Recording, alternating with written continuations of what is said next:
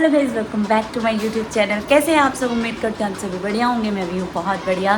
तो जी आज मैं फर्स्ट टाइम 24 आवर्स का ट्रैवल अकेले करने वाली हूँ। जी हाँ, क्योंकि क्या कहते हैं, सावन लगने वाला है और सावन में मेरे हस्बैंड बहुत ज़्यादा बिज़ी रहते हैं और मैं अकेले रह जाती हूँ, जिस वजह से उनको टेंशन थी और वो बोल रहे थे कि इस बार 1 मंथ के लिए तुम पंजाब चली जाओ। और सबसे बड़ी चीज़ ये है कि घर पे सिर्फ़ और सिर्फ मम्मी और मेरे सासू माँ, मेरी मम्मी और पंडित जी, बस 3 लोगों को ही पता है कि मैं जा रही हूँ। मिष्टू को बिल्कुल भी पता नहीं है। वैसे मेरा प्लान था मिष्टू के जन्मदिन तक जाने का, बट मिष्टू के जन्मदिन पे मैं नहीं जा पाई, इस वजह से 2 दिन लेट जा रही हूँ। तो मैं इस बार फर्स्ट टाइम अकेले ट्रैवल करने वाली हूँ। तो बने रहिएगा वीडियो में, मैं आगे आपको दिखाती जाऊँगी कि क्या क्या प्रिपरेशन, मेरी पूरी प्रिपरेशन हो चुकी है। मैं आगे भी आप लोगों को दिखाऊंगी और मैं लेके जाने वाली हूँ खाने में खूब सारी मैगी, जो कि मैं आपको ट्रेन में दिखाऊंगी जब मैं खाने लगूंगी उस टाइम पे। और अभी के लिए पूरी प्रिपरेशन हो चुकी है और मैं आप लोगों को मिलवाऊंगी अभी कुछ देर में अपने पति देव से, और उनका भी रिस्पॉन्स जानते हैं कि उनका कैसा रिस्पॉन्स है मेरे को भेजने को लेकर। बट उन्होंने पूरे सेफ्टी प्रोटोकॉल के साथ मुझे जो है भेजने का प्लान किया है। मीन्स मैं स्लीपर से नहीं जा रही हूँ, मैं किस कोच से जा रही हूँ मैं आपको वहाँ पर वीडियो शूट करके अपना कोच जो है वो दिखाऊंगी। तो आप लोग वीडियो में बने रहिएगा, मिलते हैं थोड़ी देर में। तो जी अब मिलवाती हूँ अपने पति देव से। तो बताइए आपको कैसा लग रहा है मेरे को? बहुत अच्छा। दुख नहीं लग रहा मुझे भेज के? देख लीजिए, कभी कभी दूर भी जाना चाहिए, थोड़ा सा पति को फ्री करो, पत्नी अकेली रहे। और सब लोग बोलेंगे बताओ अकेले पत्नी को भेज दिया तुमने। चलो मैं तुम्हारा इंट्रो लेती हूँ। सब लोग बोलेंगे आपने अकेले पत्नी को इतनी दूर 24 आवर्स भेज दिया। अकेले जाने में क्या प्रॉब्लम? पढ़ाई लिखाई तुमने करी, किस लिए करी? हाँ, मतलब आपको मेरे पे पूरा बिलीव है ना, मैं अच्छे से चली जाऊंगी। पढ़े लिखे हो, समझदार हो, सब कुछ है तो इतना तो कर ही सकते हो। हाँ, क्या प्रॉब्लम है? राइट। हर ऐसो आराम तुम्हारे पास, हर चीज खाने से लेकर पीने से लेकर टिकट तुम्हारी अच्छी करी, पूरा कंफर्टेबल जोन में। और प्रोटोकॉल भी है, पूरा सेफ्टी प्रोटोकॉल के साथ करी गई है टिकट, अच्छी वाली बढ़िया वाली ना। जैसे कोई प्रॉब्लम नहीं आएगी तुमको, घर से लेके जलंधर तक कोई A to Z व्यवस्था है। गर्मी भी नहीं लगेगी। गर्मी भी नहीं लगेगी।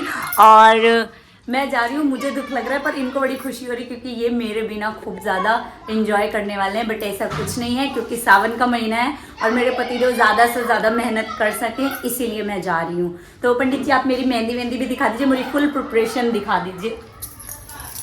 मेरी मेहंदी दिखा दिए जो मैंने खुद से लगाई है। और ये बैग से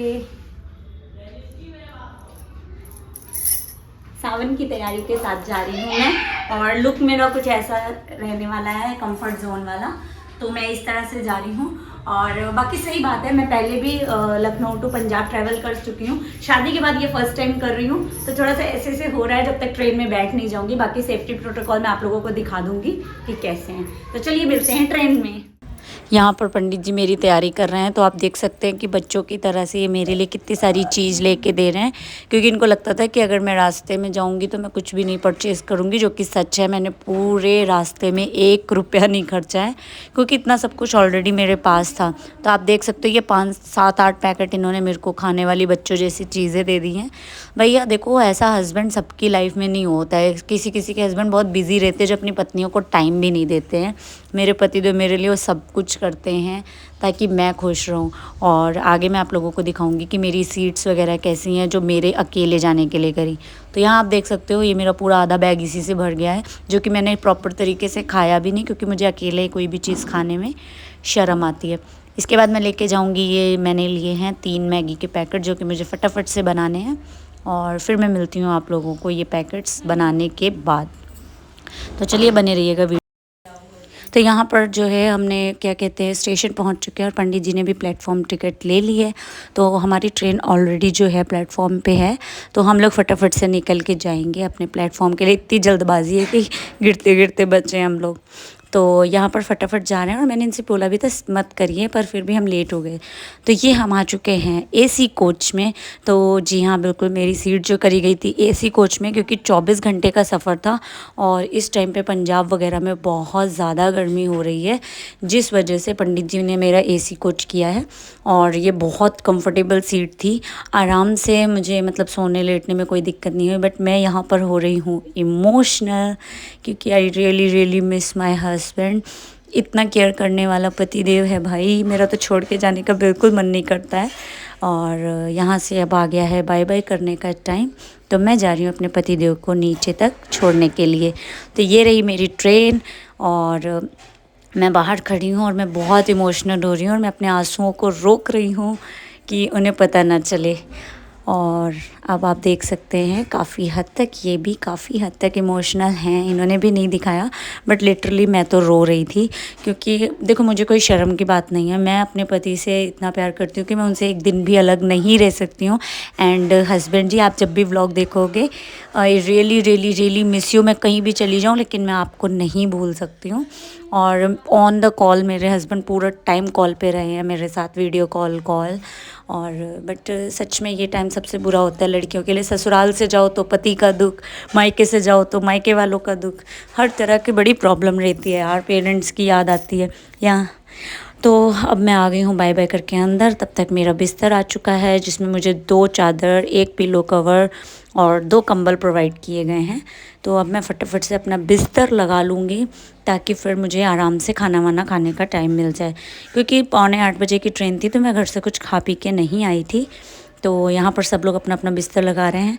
अब मैंने यहाँ पे खाना खा लिया हुआ है, एक्चुअली मैंने शूट नहीं किया था तो मैंने थोड़ा बहुत सा खा लिया था। और इसके बाद फिर मैं आप लोगों को अपना बिस्तर दिखाऊंगी कि मेरा बिस्तर कैसा लग रहा है। इतनी प्यारी नींद आई थी ना, मतलब फ़ील नहीं आ रहा था कि हाँ थोड़ी बहुत भी गर्मी है या ऐसा कुछ। बहुत अच्छी फीलिंग आ रही थी इसमें सोने की और नींद भी अच्छी आई। और पता है आपको, मैं सुबह 10 बजे उठी थी अगले दिन, और वो भी मेरे सासू माँ का फ़ोन आ रहा था इसलिए, वरना मेरे ख्याल से अगर मुझे किसी की कॉल नहीं आती तो मैं 11-12 बजे तक उठती। और एक और चीज़ देखिए, अकेले ट्रैवल करना बहुत टफ़ होता है। 24 घंटे का मतलब आप समझते पूरे एक दिन लगता है। मतलब मैं आज 7:45 बजे चढ़ी हूँ और नेक्स्ट डे मैं सेम टाइम पे उतरूँगी, तो एक पूरा दिन वो भी अकेले काटना बहुत मुश्किल होता है। लेकिन मैं बाय लक, मेरी किस्मत इतनी अच्छी है कि मेरे साथ एक फैमिली थी, 3 कपल्स थे, एज्ड कपल थे, उनने मुझे अपनी बिटिया की तरह ट्रीट किया था। तो ये रहा मेरा नीचे का बिस्तर बिछ चुका है, ये मेरा कंबल, ये मेरी पिलो और वो मेरा पर्स तो मैं अपने पास ही रखती हूँ। तो अब इसके बाद टाटा बाय बाय करके मैं जा रही हूँ निन्नी करने। तो जी अब हो चुकी है सुबह, 10 बजे के बाद का टाइम है। मैं आ चुकी हूँ नीचे थोड़ा सा व्यू वगैरह लेने और अब मुझे लग गई है भूख। तो चलिए आपको भी लालच दिला देते। ये देखो, ये मैं लाई थी मैगी और इतनी टेस्टी बनी थी ना कि भाई साहब मज़ा ही आ गया।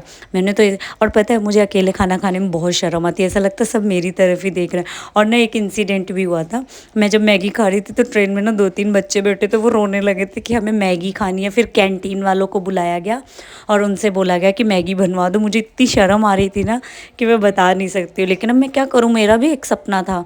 और इसके बाद मैंने पढ़ी 1 घंटे बुक, जो कि मुझे पढ़ना बहुत पसंद है और ये किताब बहुत ही प्यारी है। मैं तो इसको अपने से वो कर पा रही हूँ, कनेक्ट कर पा रही थी और मुझे बहुत पसंद आई। इस किताब का नाम है एक आगाज़, जो कि मैंने ऑनलाइन बुक करी थी और ये बुक बहुत ही प्यारी है। और हाँ, मैं आपको बता रही थी ना, वो जो फैमिली थी, वो फैमिली ने मुझे इतना अच्छा ट्रीट किया ना, बिटिया बिटिया करके बात कर रहे थे। और एक कपल को उतरना था अम्बाले में और एक कपल उतरे थे अमृतसर में, और वो आर्मी फैमिली थी। आर्मी फैमिली होने की वजह से वो लोग वेल मैनर्ड लोग थे और उन्होंने मुझे बिल्कुल बोर ही नहीं होने दिया। थोड़ी थोड़ी देर में हंसी मजाक और सब चीज़ें कर रहे थे। तो मेरा सफ़र तो ऐसे कट गया जैसे पता ही नहीं चला। एक होता है ना, मुझे डर था कि 24 घंटे कैसे निकलेंगे, बट ऐसा कुछ नहीं हुआ। अब ये यहाँ पर लोग उतर रहे थे, ट्रेन खाली हो रही थी, तो मैंने कहा लो थोड़ा सा शूट कर लेते हैं। तो ये हमने शूट कर लिया। मैं आपको वो फैमिली भी दिखाऊंगी। लिटरली ये अंकल मुझे लाइफ टाइम, ये जो पर्पल टी शर्ट में ये अंकल इतने प्यारे थे, रात भर उन्होंने इतना मजाक किया था ना कि कुछ कहने की हद नहीं। और अब लग चुका है पंजाब, तो अब तो हमारा पंजाब एंट्रेंस हो चुकी है और मेरा समय जो है अब नहीं कट रहा है। पता है पूरा दिन निकल जाता है, लेकिन जब हम पंजाब में एंटर कर जाते हैं ना, उसके बाद मेरा टाइम नहीं निकलता है कि यार फटाफट से टाइम ख़त्म हो और मैं अपने घर पहुंच जाऊं।